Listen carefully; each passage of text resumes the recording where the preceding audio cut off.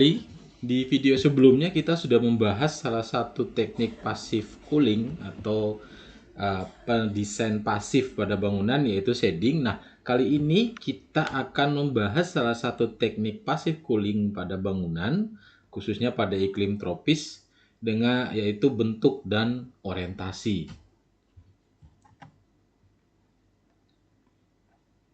Nah, tentunya ketika kita mau menganalisis tentang bentuk dan orientasi atau bagian sebagai pasif bagian dari pasif cooling, kita perlu lihat dulu yang pertama adalah data iklim. Karena data iklim ini nanti akan menentukan teknik pasif desain apa yang baik atau yang cocok untuk diterapkan atau digunakan pada desain kita. Nah, di sini saya mengambil contoh data iklim untuk kota Yogyakarta. Nah, di sini kalau kita lihat kota Yogyakarta ini yang data iklimnya ya, yang ada warna biru-biru kecil ini ya. Nah, kalau data iklim ini kita lihat Yogyakarta itu masuk pada golongan iklim yang hangat dan lembab, warm and humid, gitu ya. Nah, karena kasusnya adalah warm and humid, kemudian kalau kita membreakdown, ini saya ambil dari bukunya Heating Cooling punyanya Pak Norbert Lechner. Di sini dia memberikan rekomendasi untuk bangunan yang berada di iklim yang sangat dingin, maka yang cocok bentuknya adalah iglo, seperti iglo begini ya, bundar atau setengah bola. Iklim dingin, iklim temperate itu di sekitaran-sekitaran misalnya China, kemudian Taiwan, ya, Jepang bagian selatan gitu ya. Itu dia tergolong pada iklim temperate. Nah, iklim temperate ini cocok bisa menggunakan bentuk shoebox seperti ini atau bentuk kotak dengan ada atriumnya. Nah, kemudian ketika kita mau masuk ke iklim tropis, di sini dia dibagi dua. Ada yang tropis kering, dry, kemudian ada yang tropis basah, moist. Nah, kalau misalnya kita mau konteks sekarang adalah ke tropis basah, Indonesia contohnya ya. Maka di sini ada dua pilihan, apakah dia mau masuk ke hot humid ataukah very hot humid. Sangat panas dan juga lembab. Nah, di sini dia bilang kalau untuk yang hot and humid, maka salah satu teknik yang harus digunakan adalah menggunakan porch atau veranda atau teras ya. Sehingga kalau kita mau mengusahakan desain pasif, bentuk desain pasif pada bangunan yang akan ada di Indonesia misalnya, maka penggunaan teras itu menjadi sangat penting karena dengan adanya teras kemudian kita akan memiliki tritisan yang lebar, yang lebih lebar sehingga melindungi dinding bangunan kita dari paparan sinar matahari langsung yang juga membawa panas. Nah, di sini juga dia bilang kalau kemudian tergolong lagi ke very hot and humid, maka kita harus menggunakan selain menggunakan strategi porch atau veranda atau teras, kita harus menggunakan strategi juga open walls. Artinya dindingnya harus dinding yang bisa bernapas. Nah, salah satu contoh mungkin yang teman-teman sering lihat adalah ini ya. Bangunan tradisional Jawa khususnya Jawa Tengah di mana di sini bangunannya kita lihat di sini ada teras, dia memanfaatkan teras yang lebar, ini mungkin sekitar 1,5 sampai 2 meter lebih bahkan. Kemudian kalau teman-teman lihat dindingnya, ini adalah dinding yang dipasang dari bilah-bilah kayu. Artinya kemudian dinding itu menjadi dinding yang tidak 100% rapat. Berbeda dengan misalnya kalau kita menggunakan dinding bata atau bata ringan itu ya benar-benar rapat ya. Artinya tidak ada kemungkinan udara itu akan bergerak melewati celah-celah dinding. Nah, ini karena dia menggunakan dinding kayu, maka udara itu bisa masuk keluar dengan bebas juga melewati celah-celah dinding yang ada. Termasuk juga misalnya menggunakan atap genteng tanah liat seperti ini. Atap genteng tanah liat ketika dipasang itu tidak akan 100% rapat, sehingga tetap memungkinkan ada pergerakan aliran udara di bagian atas bangunan. Berbeda kalau misalnya kita menggunakan genteng metal, di mana pemasangannya menjadi sangat rapat, sehingga tidak ada kemungkinan udara itu bergerak di area bagian atas bangunan kita. Nah, ini salah satu contoh yang bisa kita lihat dari bangunan tradisional yang ada. Nah, kemudian bagaimana terkait dengan bentuk? Nah, untuk di bangunan tropis, ya ini ada beberapa ya. Salah satunya adalah kita mencoba untuk menghindari menggunakan bentuk-bentuk yang gemuk, menggunakan bentuk-bentuk yang apa namanya padat begitu ya. Artinya bentuknya itu makan tempat begitu ya. Jadi sini ada dua contoh. Yang sebelah kiri ini adalah bangunannya panjang seperti ini ya, panjang seperti ini, kemudian juga dia sisi terpanjangnya orientasinya menghadap timur dan barat seperti ini. Nah, kalau di sini kita lihat average daily radiationnya bisa mencapai 1.166.000. Atau kalau kita hanya mau lihat direct radiationnya saja atau panas yang datang karena faktor sinar matahari langsung itu sebesar 397.000 sekian. Ya. Nah, kemudian di sini coba gimana kalau kita pecah meshingnya menjadi kecil-kecil seperti ini.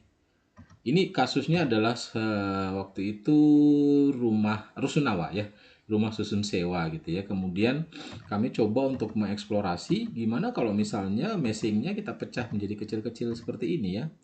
Nah, setelah dipecah menjadi kecil-kecil seperti ini, kemudian turun average daily radiationnya yang tadi awalnya di angka 397.000 sekian, sekarang turun menjadi 306 watt hour per meter persegi. Berarti ada penurunan sekitar 90 watt hour per meter persegi. Jadi jumlah radiasi matahari langsung yang jatuh di permukaan fasadnya menjadi lebih sedikit. Ya, menjadi lebih sedikit.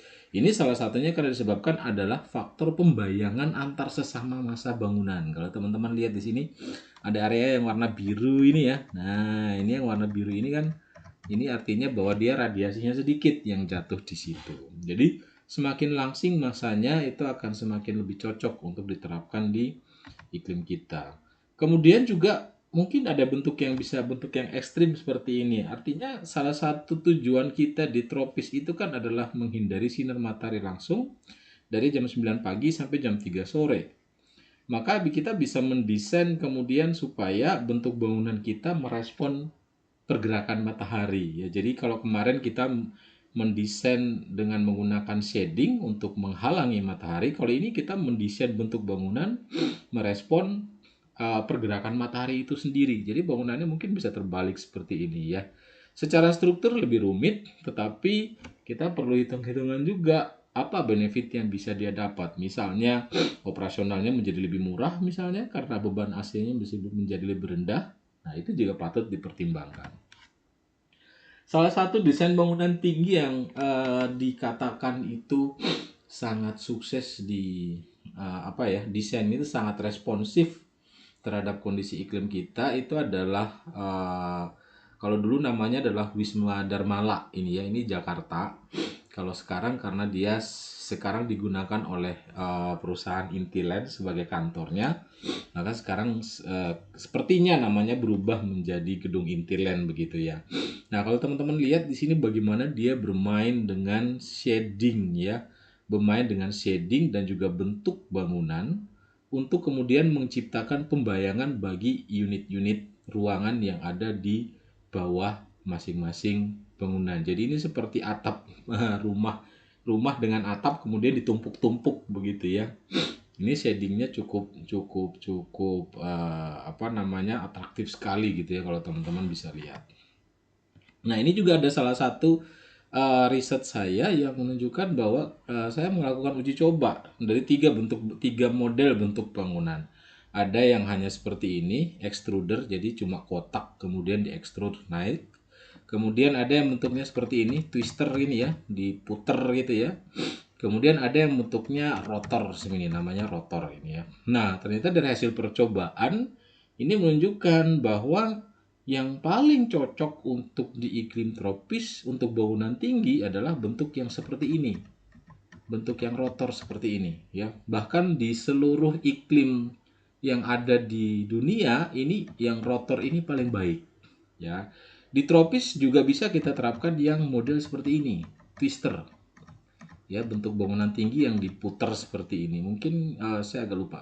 Desainnya Santiago Calatrava mungkin salah satu bangunan tinggi desain beliau kan seperti ini ya, diputar begitu ya.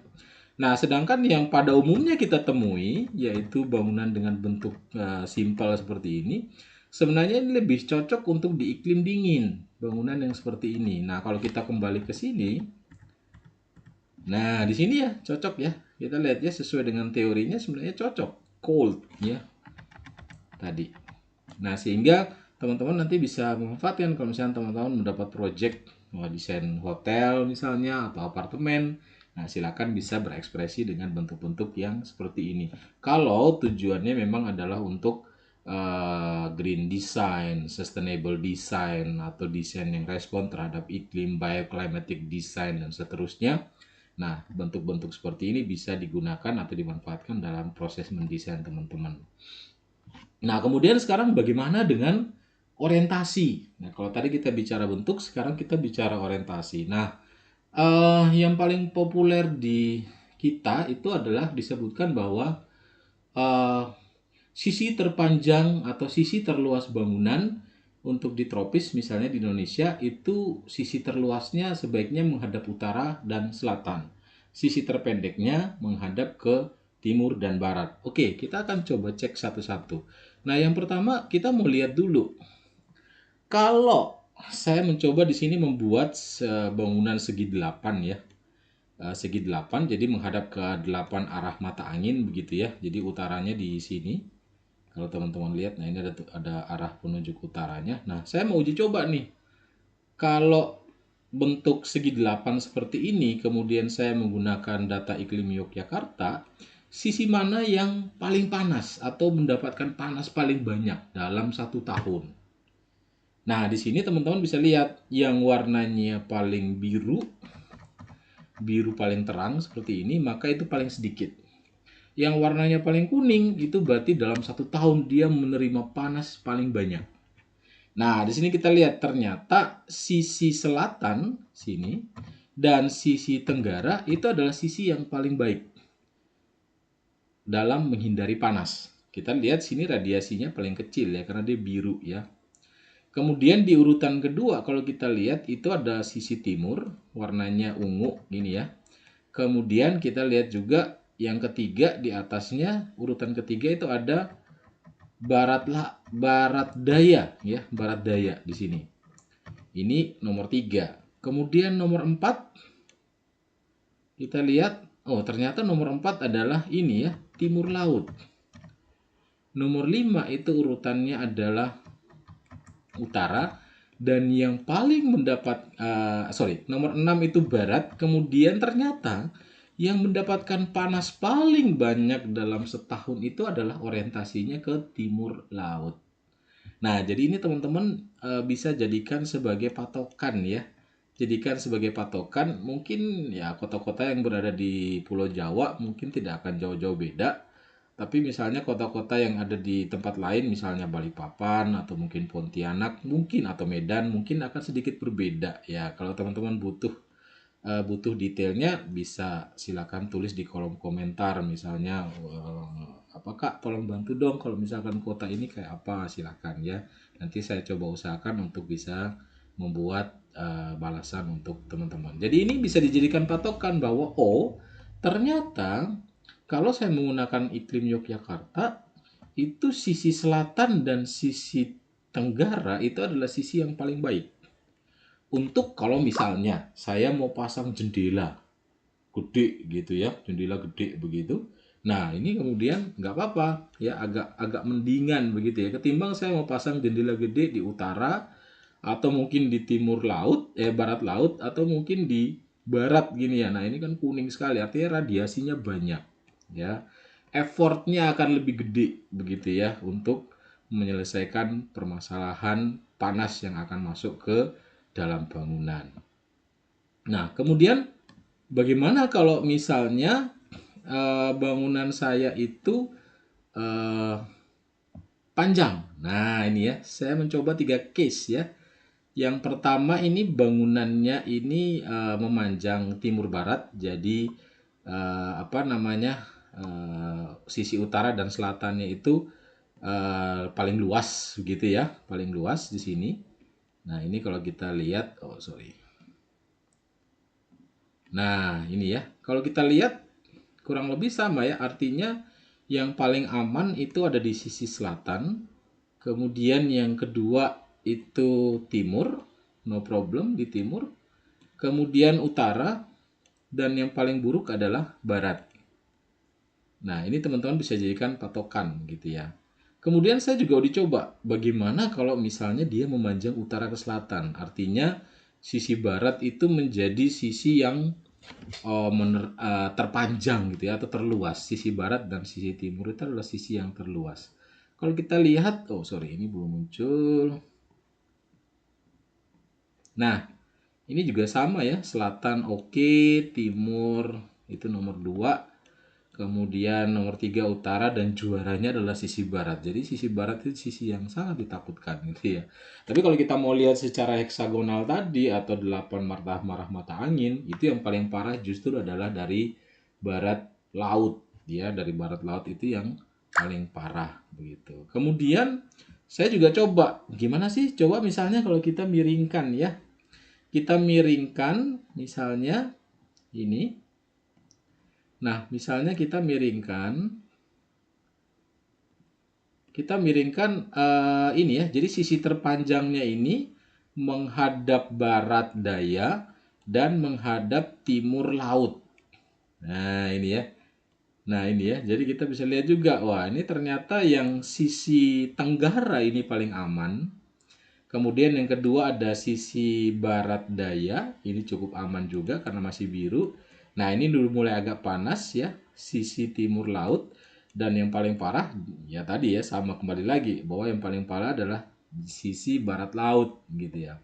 Nah, ini kalau kita mau komparasikan, ini yang tadi ya, memanjang timur barat, ini memanjang utara selatan, ini memanjang tenggara barat laut. Ya, memanjang ke tenggara dan barat laut. Kita coba cek ini aja.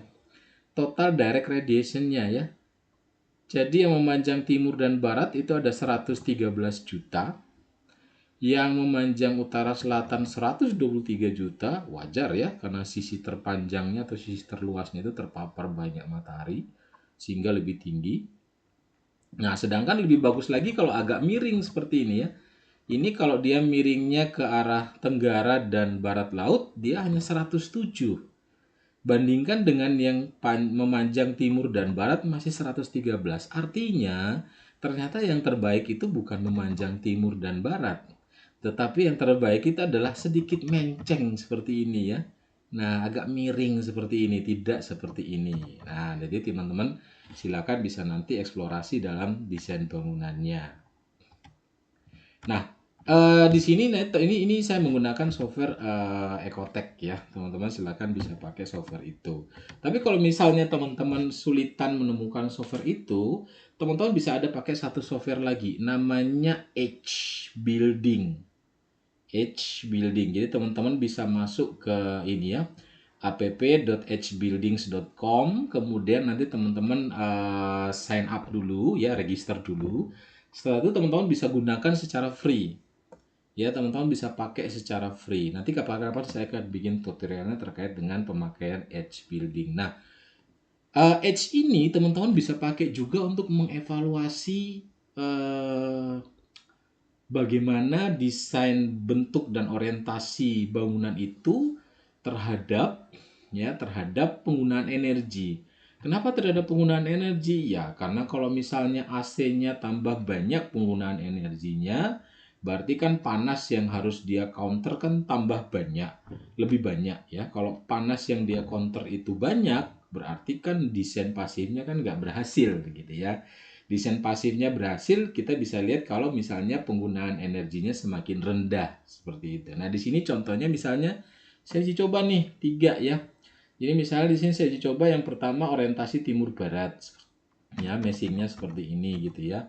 Di sini panjangnya menghadap utara 20 meter.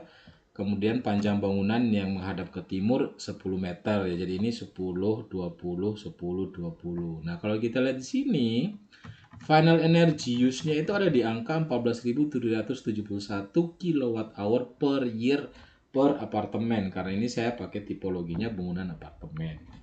Nah, coba sekarang misalnya saya ganti. Kalau orientasinya utara selatan. Awalnya tadi 14.771, ketika jadi utara selatan naik ya, 14.983. Ya, naik lagi. Nah, sedangkan kalau misalnya kita agak miringkan sedikit, dia menjadi lebih kecil, ya 14.880 kilowatt hour per year per apartemen. Nah, jadi silakan teman-teman bisa menggunakan software ini juga untuk ngutak-ngatik ya, untuk mendapatkan kira-kira orientasi meshing seperti apa yang bisa menghasilkan energi use yang lebih rendah. Karena semakin rendah energi use-nya berarti kan itu sebuah indikator bahwa pasif desainnya semakin berhasil begitu ya. Nah, jadi pertama tadi kita bicara tentang menghindari matahari. Jadi bagaimana mengatur bentuk dan orientasi untuk menghindari matahari. Nah, yang kedua, karena kita berada di iklim yang humid, lembab, maka strategi desain kita adalah harusnya yang kedua adalah ventilasi. Di sini kita bisa lihat ya teman-teman ya, di sini jadi yang biru-biru ini adalah data iklim tiap bulan, tiap hari yang ada di kota Yogyakarta. Sedangkan zona nyaman itu ada yang di dalam kuning ini loh. Nah, zona nyamannya ada yang di dalam kuning ini. Artinya data ini itu kalau terjadi di kenyataannya tidak ada yang berada dalam zona nyaman. Artinya kita harus melakukan sesuatu supaya bangunan kita itu bisa menjadi nyaman.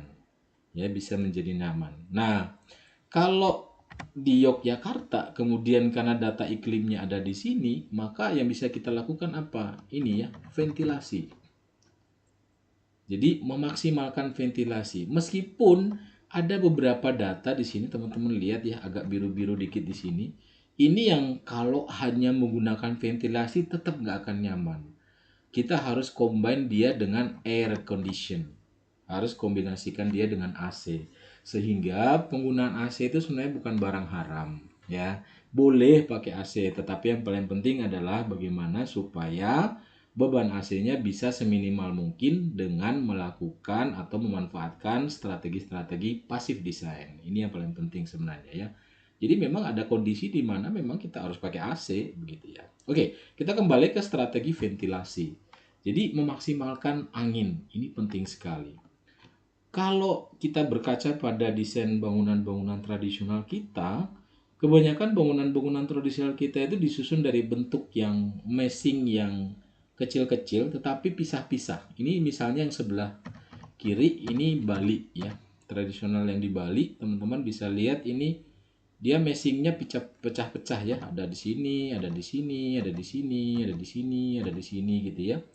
Jadi meshingnya kecil-kecil. Karena dengan meshing yang kecil-kecil ini kemudian memungkinkan untuk udara mengalir di setiap permukaan kulit bangunan kita. Kalau udara itu bergerak bebas di permukaan kulit bangunan kita, maka kita juga punya peluang untuk bisa memasukkan udara itu ke dalam ruangan. Ini salah satu contoh juga, ya ini kampung, saya agak lupa tapi ini kampung tradisional juga ya.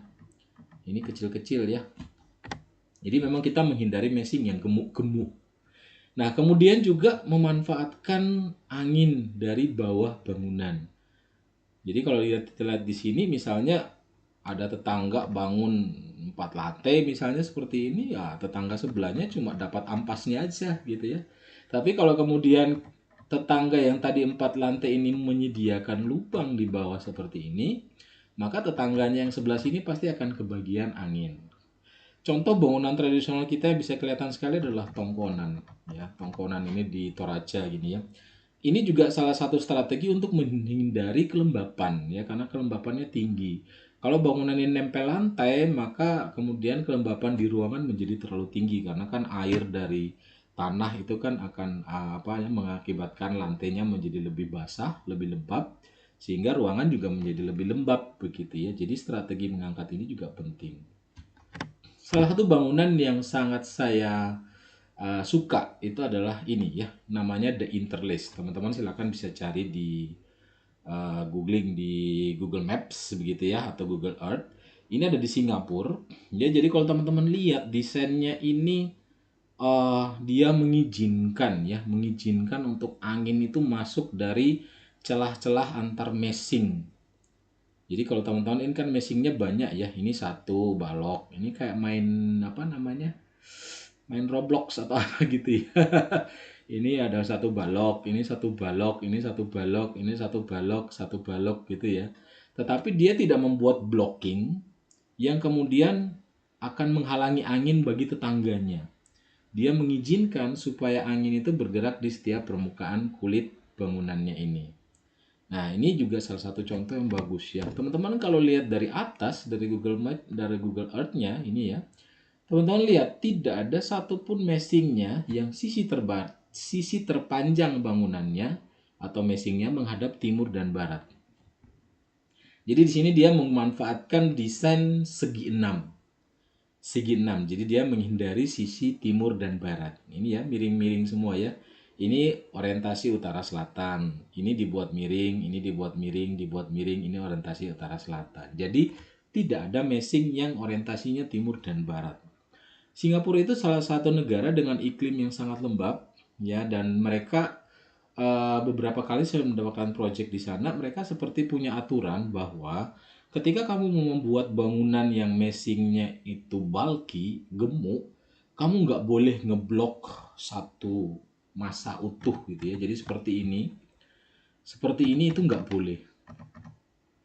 Kamu harus buat lubang di bawah supaya angin ini bisa lewat. Kalau bangunanmu tinggi sekali, kamu harus buat lubang lagi di atas supaya angin bisa lewat. Tentunya juga salah satunya juga untuk faktor evakuasi ya. Kalau terjadi kebakaran itu juga penting. Tapi salah satu manfaat dari menggunakan konsep seperti itu adalah kita nggak ngeblok, kita nggak menutup angin untuk tetangga kita gitu ya. Karena mereka butuh angin, lembab ya. Kondisi iklimnya lembab, mereka butuh angin. Nah, ini juga beberapa teman-teman juga bisa mengusahakan supaya angin itu bergerak di dalam ruangan itu secara bebas dari satu ruangan ke ruangan yang lainnya. Kita mengusahakan supaya kecepatan anginnya tetap berada di dalam angka yang nyaman. Ini contoh salah satu karya Le Corbusier ya. Jadi dia membangun apartemen. Apartemen ini desainnya cukup unik karena apartemen ini memungkinkan terjadinya ventilasi silang ya. Jadi kalau teman-teman lihat ini satu unit ya. Ini satu unit, yang hijau ini juga satu unit. Artinya bisa ada ventilasi silang dari sini ke sini atau sebaliknya. Ini juga bisa ada ventilasi silang dari sini sebaliknya. Ini lorongnya itu ada di sini nah. Ya, jadi kayak lorong hotel gitu atau lorong apartemen itu ada di sini.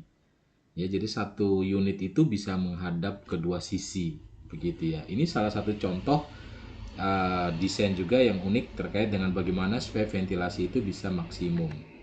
Nah, untuk ventilasi ini teman-teman bisa menggunakan banyak strategi. Jadi misalnya teman-teman bisa pakai ini ya, bisa menggunakan autodesk forma untuk coba ngutak-ngatik ya, meshing untuk melihat bagaimana pergerakan angin yang terjadi di site dan bagaimana pergerakan angin itu kemudian ke tetangga kita. Apakah kita memberikan dampak negatif buat tetangga kita? Ya, jadi misalnya di sini teman-teman juga bisa munculkan streamline-nya. Nah, ini bisa kelihatan ya anginnya geraknya kemana gitu ya. Seperti apa di sini contohnya saya buat sebuah bangunan yang ada lubangnya di sini. Nah, ada lubangnya. Saya berharap supaya nanti lubang ini tuh bisa untuk angin masuk, dan ternyata iya betul, kita lihat sini biru-biru ini ya. Nah, biru-biru artinya angin masuk dengan baik lewat di sini untuk kemudian bergerak ke area saya yang ada di sini ya. Misalnya di tengah-tengah sini mau pakai taman. Kemudian juga angin juga tetap bisa bergerak ke tetangga-tetangga. Nah, untuk bagaimana penggunaan Autodesk Forma, linknya nanti akan saya berikan di kolom komentar karena sudah pernah kita bahas juga di channel ini. Atau mungkin, aduh saya kesulitan mau menggunakan Forma misalnya. Teman-teman bisa pakai ini ya, bisa pakai ada satu software yang simple, sederhana gitu ya. Jadi membuat modelnya dari Paint ya. Jadi ya Paint yang misalnya di kalau kita pakai Windows gitu ya, itu kan ada program default namanya Paint. Nah, itu kita bisa buat sini ya. Nah, ini juga saya juga ada tutorialnya, nanti saya akan kasihkan linknya di kolom komentar. Silakan nanti teman-teman bisa pakai juga. Kalau misalnya terlalu berat mau pakai Forma, bisa pakai ini juga untuk mengevaluasi bagaimana desain interior saya atau mungkin bahkan eksterior juga, bagaimana tata meshing saya itu mempengaruhi pergerakan angin di lingkungan sekitar bangunan saya, atau mungkin bagaimana pergerakan angin di dalam tata interior bangunan yang sudah saya rancang. Oke, demikian untuk video kali ini. Kita membahas tentang passive cooling, khususnya kita menggunakan untuk strategi mesing and orientation-nya. Semoga bermanfaat. Silakan like dan subscribe. Kalaupun ada pertanyaan bisa tulis di kolom komentar. Sampai jumpa di video berikutnya.